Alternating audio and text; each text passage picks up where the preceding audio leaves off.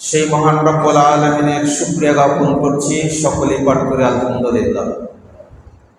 দরুদ বর্ষিত হোক নবী মুহাম্মদ রাসূলুল্লাহ সাল্লাল্লাহু আলাইহি ওয়াসাল্লামের প্রতি। সূরাতুল বাকারার শেষের দুটি আয়াত আল্লাহ বলছেন, লিল্লাহি মা ফিস সামাওয়াতি ওয়া মা ফিল আরদ। লিল্লাহি আল্লাহর জন্য, মা ফিস সামাওয়াতি ওয়া মা ফিল আরদ, আসমান এবং জমিনে যা কিছু রয়েছে সব কিছুই আল্লাহর জন্য। প্রত্যেকটা জিনিসের তত্ত্বাবধায়ক আল্লাহ রাব্বুল আলামিন। লিল্লাহি মা ফিস সামাওয়াতি ওয়া মা ফিল আরদ ওয়া ইন তুবদু মা ফি আনফুসিকুম আও তুখফুহু ইউহাসিবুকুম বিহিল্লাহ ওয়া ইন তুবদু মা ফি আনফুসিকুম আও তুখফুহু।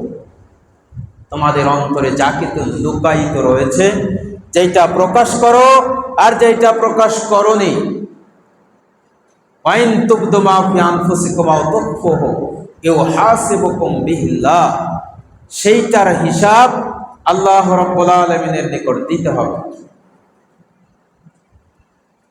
ফায়াগফিরু লিমান ইয়াশাউ ওয়া ইউআযযিবু মান ইয়াশাউ। আল্লাহ রাব্বুল আলামিন যাকে ইচ্ছা ক্ষমা করতেও পারেন, শাস্তি দিতেও পারেন। ইয়াযযিবু মান ইয়াশাউ, আল্লাহ যাকে খুশি ক্ষমাও করতে পারেন, শাস্তিও দিতে পারেন। আল্লাহু আলা কুল্লি শাইইন কাদির, আল্লাহ সার্বিক বিষয়ে ক্ষমতা রাখেন।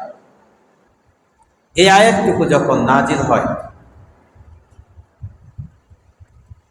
যে তোমরা যা প্রকাশ করেছো আর যা অন্তরে লুকায়িত আছে হিসাব দিতে হবে, তখন সাহাবীরা ভাবলেন যে আমরা সালাত আদায় করি, সিয়াম পালন করছি, হজ আদায় করছি, উমরা করছি, জিহাদ করছি। আল্লাহর নবীকে বললেন, আল্লাহর নবী, তারপরেও কি আমাদেরকে যে অন্তরে অনেক সময় পাপের উদ্বিগ্ন হয়, পাপের কিছু কথা জেগে আসে, এইটার হিসাব আল্লাহ কি আমাদেরকে ধরবেন? এইটা যদি ধরে তাও আমরা তো নাজাত পাবো না। আলোর পথে চলুন, হকের সাথে থাকুন। তো আল্লাহর নবী বললেন, শুনে রাখো, তোমরা কি শোনোনি আল্লাহ যে বলছেন, ওয়া ইয়াযযিবু মান ইয়াশা ওয়া ইয়াগফিরু মান ইয়াশা ওয়া ইয়াযযিবু মান ইয়াশা। আল্লাহ যাকে খুশি ক্ষমাও করতে পারেন, যাকে খুশি শাস্তিও দিতে পারেন। তো আল্লাহ বলছে, আমি তো ঈমানদারদেরকে ক্ষমা করে দেব, যারা ঈমান এনেছে। আল্লাহ বলছে যারা ঈমানদার তাদেরকে তো আমি ক্ষমা করে দেব। তাহলে এইটা জানার পরে তোমাদেরকে বিশ্বাস হয় না যে আল্লাহ তোমাদেরকে ক্ষমা করবেন? আমানার রাসূলু বিমা উনজিলা ইলাইহি মির রাব্বিহি ওয়াল মুমিনুন কুল্লুন আমানা বিল্লাহি ওয়া মালাইকাতিহি ওয়া কুতুবিহি ওয়া রাসূলিহি লা নুফাররিকু বাইনা আহাদিম মির রাসূল। আল্লাহ রাব্বুল আলামিন বললেন, রাসূল ঈমান এনেছে, ওই রাসূলের উপর যা কিছু আল্লাহর পক্ষ থেকে নাজিল করা হয়েছে তার প্রতি ঈমান এনেছে ঈমানদাররা। যারা ঈমানদার তারাও ঈমান এনেছে। কিভাবে?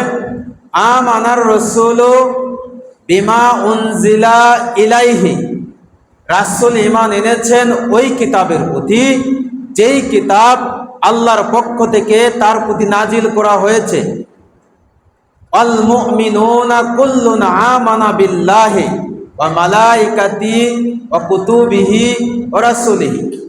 মুমিনরাও ঈমান এনেছে আল্লাহ রাব্বুল আলামিনের পক্ষ থেকে যা কিছু নাজিল করা হয়েছে তার প্রতি, সেই সমস্ত কিতাবগুলির প্রতি, যেই রাসূলগুলি এসেছিলেন সেই রাসূলগুলির প্রতি।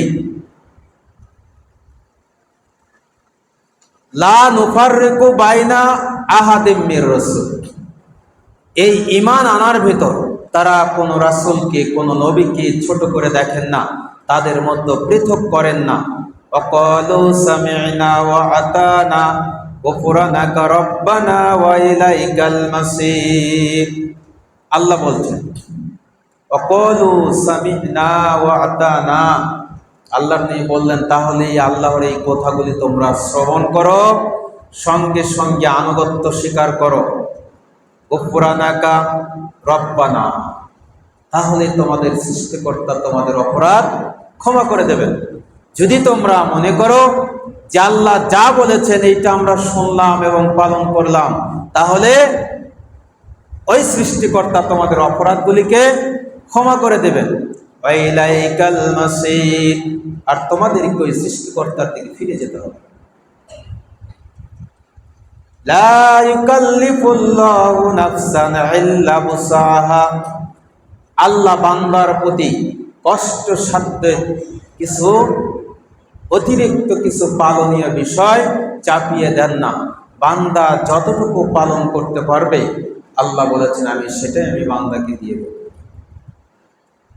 লাহা মা কাসাবাত ওয়া আলাইহা মাকতাসাবাত, সে যে উপার্জন করে তা তার জন্য, আর সে যা অর্জন করে সেটাও তার জন্য।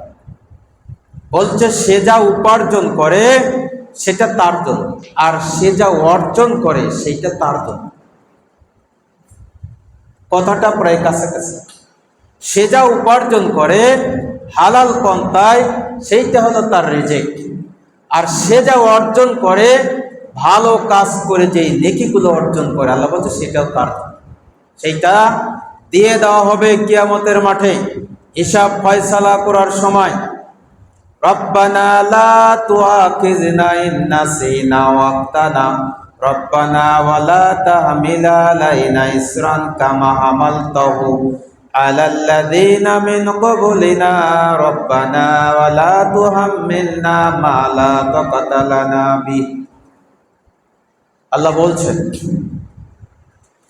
রব্বানা ওয়া লা তুহাম্মিল আলাইনা ইসরান কামা হামালতাহু, তার আগের একটু আয়াতে বলছেন রব্বানা লা তুআখিযনা ইন নাসিনা ওয়া আখতানা, সৃষ্টিকর্তা আমরা ভুলবশত যে অপরাধগুলো করেছি বা করে থাকি এইটার বিনিময়ে আপনি আমাদেরকে পাকড়াও করিয়েন।